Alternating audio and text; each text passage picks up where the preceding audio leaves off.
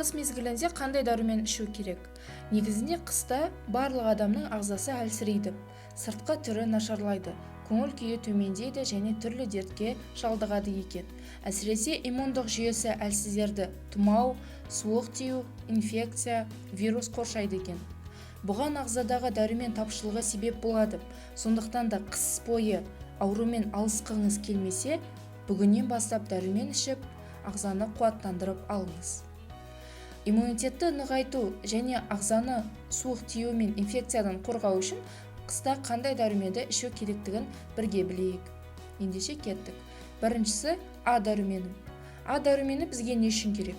Бұл иммундық жүйені нығайтады, көздің көру қабілетін жақсартады, қан айналымды реттейді, қабыну процестерін тоқтатады, жараларды тез жазады, ұйқыны жақсартады, гормондарды қалыпқа келтіреді, шаршауды басады, қартаюдың алдын алады және де теріні жасартып жылтыратады.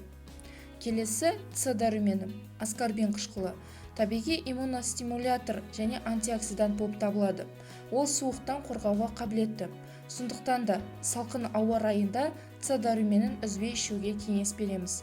Аскорбин қышқылының бұдан да басқа пайдасы орасан зор. Нақтырақ айтқан жағдайда дәрумендер мен минералдардың, соның ішінде кальций мен темірдің ағзаға сіңуіне ықпал етеді екен. С дәруменнің жетіспеушілігі иммунитеттің төмендеуіне, ұйқышылдыққа, әлсіздік, шаршауға және депрессияға алып келеді. Оған қоса тістің қанауына, буындардағы ауырсынуға алып келеді. Келесі Д дәрумені. Кальциферол фосфор мен кальцийдің сіңуін қамтамасыз етеді. Сүйектер мен тістердің саулығын нығайтады. Д дәруменінің жетіспеушілігі бұл рахит, остеопороз ауруы дамуы мүмкін.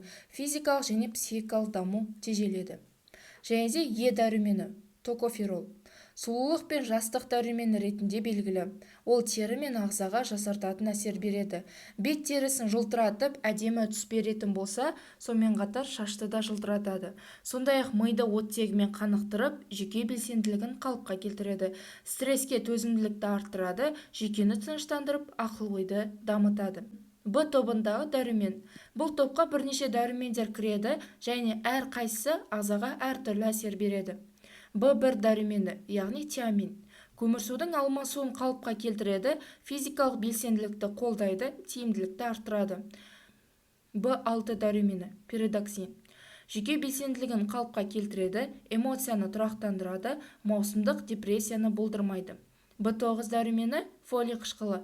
Бір қалыпты дене салмағын сақтауға, қатерлі ісіктердің пайда болуына жол бермейді. Б12 дәрумені, цианокобаламин. Қартаю процесін баяулатады, сергітеді, әлсіздік пен ұйқышылдықты жояды. Негізінде қыс мезгілінде нақты қандай дәруменді ішу керектігін дәрігер айтады.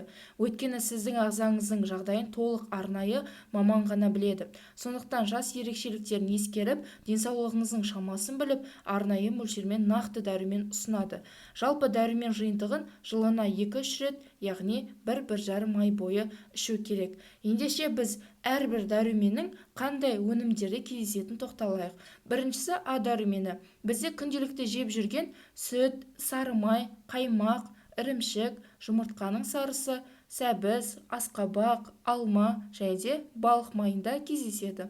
Ал С дәрумені бізде цитрусты жемістерде, яғни әсіресе апельсин, мандарин, лимон сияқты жеміс-жидектерде көптеп кездеседі. Негізінде қыс мезгілінде лимонды жеген өте пайдалы. Сонымен қатар С дәруменіне қызылбұрыш, түсті капуста сияқты көкөністі де рационыңызға қосуды ұмытпаңыз. Ал Д дәрумені көбінесе теңіз өнімдерінде кездеседі. Балық майы, скумбрия, кета, лосось, жұмыртқаның сарысы деген сияқты өнімдерде жиі кездеседі. Ал Е дәрумені бізде көбінесе жаңғақтарда, яғни орех, миндаль, фисташки, авокадо, бауыр деген сияқты, қырыққабат, киви деген сияқты өнімдерде жиі кездеседі. Бұл өнімдердің барлығын бірде пайдаланудың қажеті жоқ, бірақ та ең бастысы дұрыс тамақтанып және де осы өнімдердің біреуін күнделікті рационыңызға қосып жүретін болсаңыз, деніңіз сау болады.